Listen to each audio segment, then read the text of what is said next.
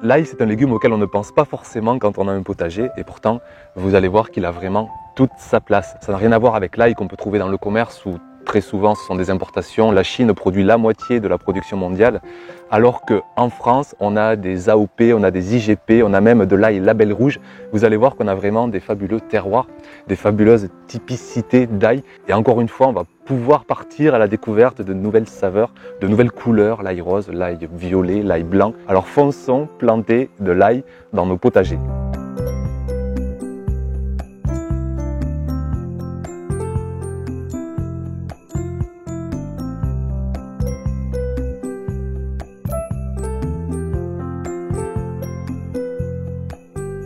En France, on a un peu plus de 25 variétés d'ail différentes. On les regroupe en 3 catégories essentielles qu'il faut bien maîtriser pour ne pas se planter au potager. On a d'un côté l'ail violet et l'ail blanc. Ce sont ce qu'on appelle des ails d'automne.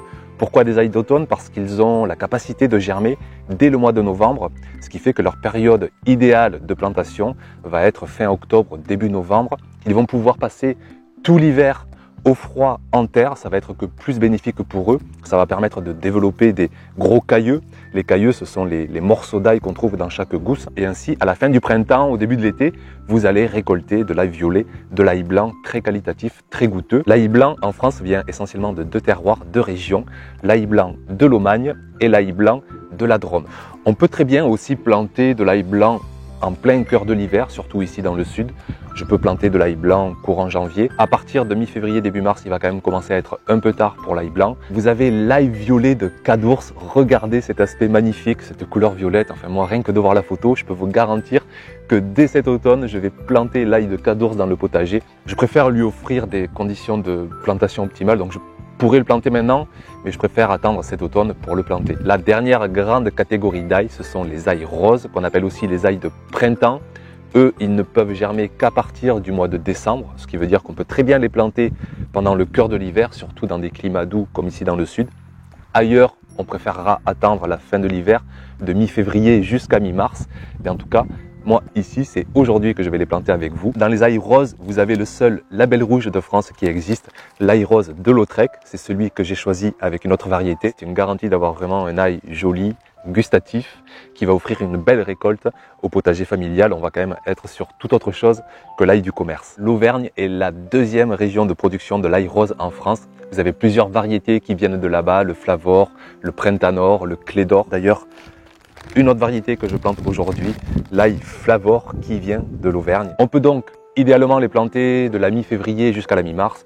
Ici, avec ce temps, avec un hiver doux, je peux largement me permettre de les planter en plein cœur de l'hiver, en tout cas dans la 2e partie de l'hiver. Là, il supporte très bien des gelées, même des bonnes gelées. Au contraire, même, ça lui fait du bien d'avoir quelques semaines de froid. Et ensuite, durant tout le printemps, il va développer plusieurs cailleux pour vous offrir de très belles gousses à récolter. Quand vous choisissez votre variété d'ail, prêtez attention tout de même à ce qu'il y ait une étiquette bleue. Cela veut dire qu'il a été certifié, contrôlé, que la variété est saine. Et en règle générale, vous avez une production qui est même supérieure de 20 à 30%. C'est un critère quand même moi auquel je m'attache, d'avoir toujours de l'ail qui soit certifié. Il vaut mieux prendre ceux du pourtour qui sont souvent plus gros, plus costauds. On va les ouvrir ensemble. Hop. Vous voyez que là, vous avez un cailleux qui germe déjà, ce qui veut dire que là, même fin janvier, on est déjà dans une période qui correspond pleinement à la plantation de cet ail rose. Là, on est sur l'ail Flavor. Je vais prendre tous les cailleux les plus gros, qui sont en périphérie de la gousse, et on va aller planter ça dans une parcelle du potager. On voit très bien le germe qui sera, lui, affleurant à la surface du potager, et de l'autre côté, la partie plus plate qui, elle, va s'enraciner dans la terre du potager. Avec un seul sachet qui coûte entre 4 et 5 euros, vous avez dedans 5-6 gousses d'ail. Dans chacune, vous avez une bonne dizaine de cailleux. Donc ça vous fait 50-60 gousses d'ail avec un seul sachet. C'est déjà largement suffisant pour la production d'une famille de 4 personnes. Après, libre à vous d'en offrir, d'en donner, d'en partager si vous le souhaitez. Moi, je vais mettre 2 sachets cette année au potager, exclusivement que de l'ail rose. Et en fin d'année, à l'automne prochain, on ira découvrir les variétés d'ail blanc et les variétés d'ail violet. J'ai cassé toutes mes gousses d'ail pour en obtenir tous les cailleux. Il est temps d'aller dépailler un bout de parcelle du potager.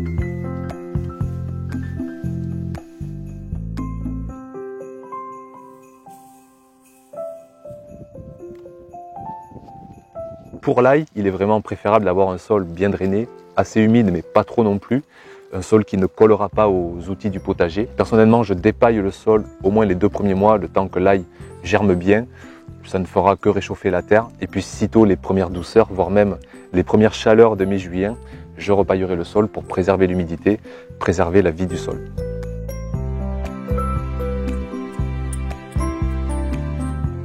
Je viens de dépailler et le sol est bien humide, mais pas trop non plus. Donc là-dessus, sur l'humidité, je pense qu'on est bien. Ensuite, sur le côté compact, je trouve que là aussi, on est très correct. Je vais quand même légèrement l'aérer, le travailler sur les premiers centimètres. Je sais que souvent, je ressens ce besoin. Je ne fais pas de mal à la vie du sol en travaillant sur les premiers centimètres. Comme ça, je vais vraiment avoir une terre bien souple, bien aérée, bien oxygénée. Et je vais mettre mes cailleux dedans. Ce sera vraiment très légèrement buté. Et puis, on va planter nos cailleux de Lautrec. Quand vous plantez votre ail en terre, quand vous plantez le cailleux, il faut vraiment ne pas trop enterrer le cailleux. On dit même que le bout de la tête doit voir le jardinier partir. Inutile donc de trop enterrer votre ail. Il risquerait de pourrir à l'intérieur de la terre. Vraiment, vous le laissez affleurer en surface et c'est à lui de vous voir quitter le potager.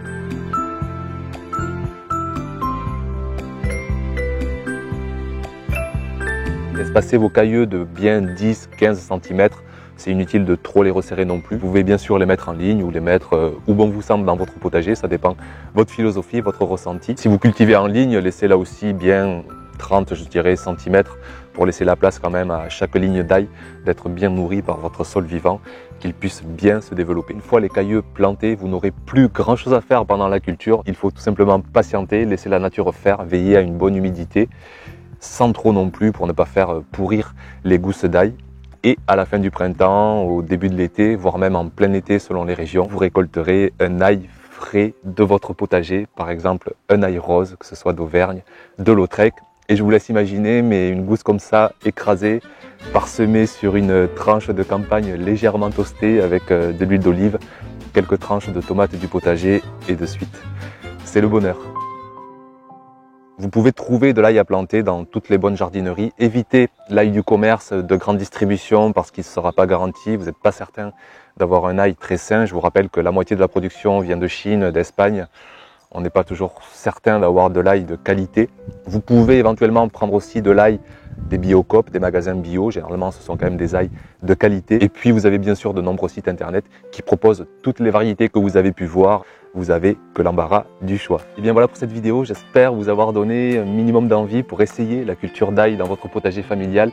Il y a vraiment des terroirs à découvrir, des producteurs à soutenir et puis surtout des saveurs, des goûts, des couleurs à vivre et à s'émerveiller au potager. Alors foncez, suivez-moi dans cette aventure, plantez de l'ail de printemps dans votre potager familial et puis on partagera nos résultats ensemble avec grand plaisir. N'hésitez pas à vous abonner à la chaîne si vous ne l'avez pas encore fait, c'est toujours important pour qu'elle ait encore plus de visibilité. Et puis je vous dis à très vite pour une prochaine vidéo. Ciao ciao!